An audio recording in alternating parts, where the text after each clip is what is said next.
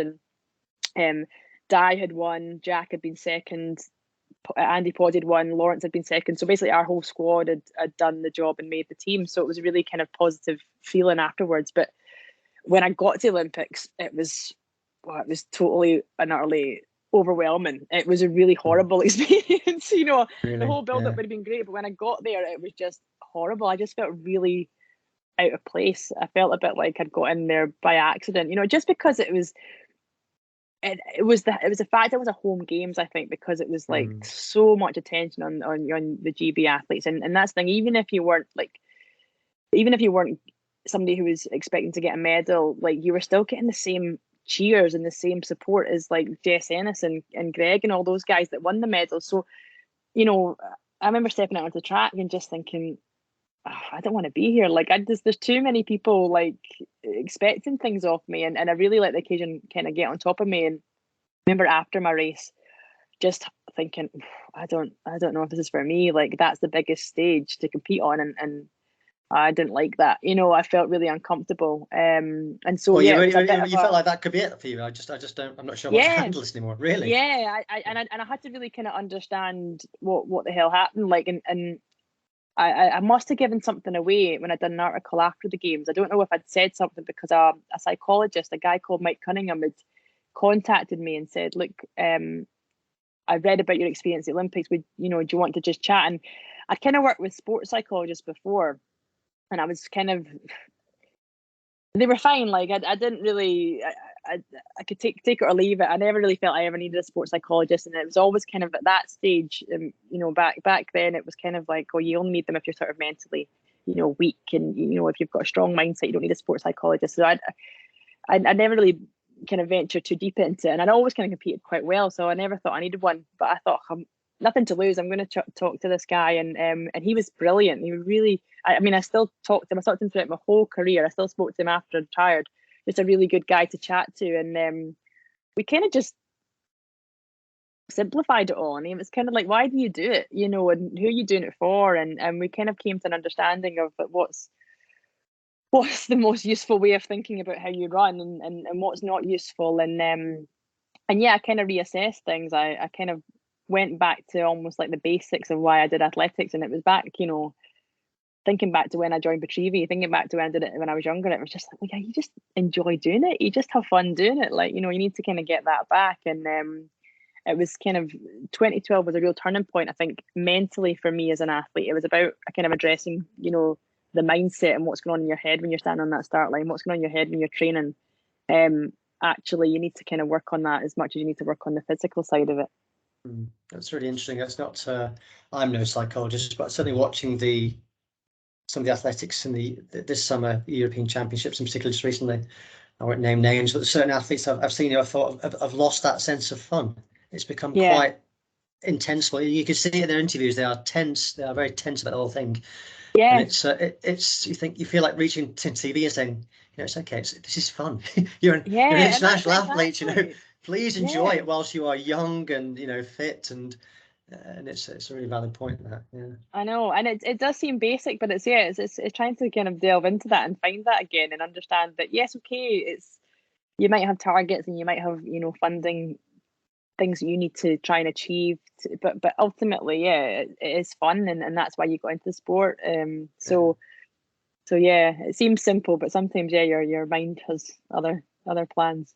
Yeah. And then just getting on to the next year, you're off to Moscow then for the World Championships, and this is and you and Perry Shake Strayton have got a bit of a domestic rivalry then between the two of you, and you both get to the final in Moscow. And just tell me what your take is on that final. It was quite an interesting final, wasn't it?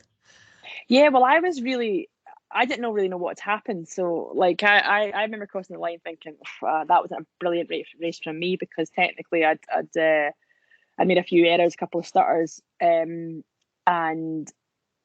I wasn't sure who'd finish where. I knew I was kind of middle of the pack, and so when I looked at the board, it was like, right, the names were coming, and then I was like, hold on a minute, and Perry was behind me, and at that point, we did have a good domestic rivalry, but at that point, Perry, had made that surge ahead of me, and Perry was kind of going into that race probably not favourite. I said Susanna Hejnova was the favourite, but Perry was definitely going in there definite favourite for the silver, but could challenge for gold. And so when I looked behind, I was like, well, she's behind me, so something's happened. And I remember going up to her because she looked just a bit shell shocked. And I just said, are you okay? What's happened? And she's kind of pointed at her knee, and she's like, something's wrong with my knee. So I walked her off the track, and we got the doctor to come down and that, and then we had to I had to go and do my interview and everything like that. And then that was the last I saw of her.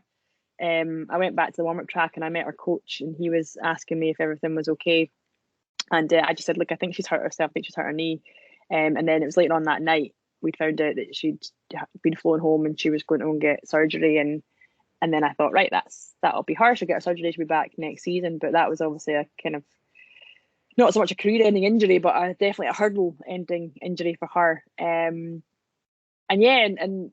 so it kind of took a little bit of the, I wouldn't say the shine off my race, because my race wasn't that great, but it took a little bit of the sort of like evaluating of my race. It was kind of like I would go back and analyze that race, see what happened away, because it was kind of like what actually happened in that race. And it was a strange evening.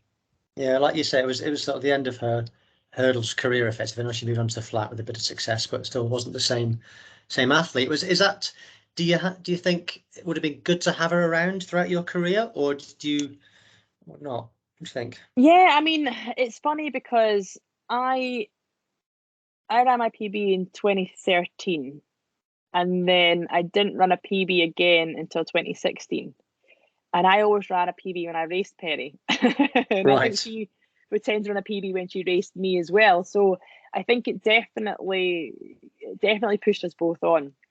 But I went on, 2014 was a huge year for me. And it's interesting because I think it did me good not having her in the trials that year, because it allowed me just to have quite a straightforward, there wasn't a massive amount of competition in the trials that year.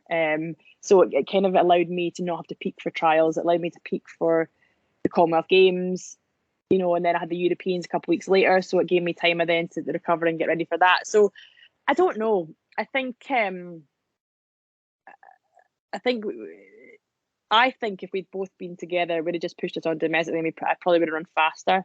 Like I always say, I don't really have any regrets in my career, but one of the things I always think I was capable of was running 53 over the hurdles, which I never ever did in my career. I ran 54.09, and that was as close as I got to it. But I always think if I'd raced Perry maybe a couple of years longer, I definitely would have run sub 54. So yeah, I think you can't take for granted that having somebody in your country who's pushing you constantly all the time. And you can become a bit complacent, and the thing is, I couldn't become complacent when Perry was there, because I had to up my game to be the best in the country, let alone the best in Europe or the world. But so yeah, I think I don't know. You just never know what would have happened if she still would have been around for a few years longer over the hurdles. Would have been interesting to see. Yeah, would have been interesting. Yeah. So 2014, big year, obviously. Glasgow's at the Commonwealth Games. Fantastic event. Big event for you as well, the Commonwealth Games, more so than many British athletes, but the Scots take the Commonwealth Games hugely seriously. Yeah. And being in Glasgow, it just ratchets it up another level as well. So you're one of the faces of the games, weren't they? Was it an enjoyable experience for you? That more enjoyable than 2012? Well, because I've been working with Mike, it did. It was.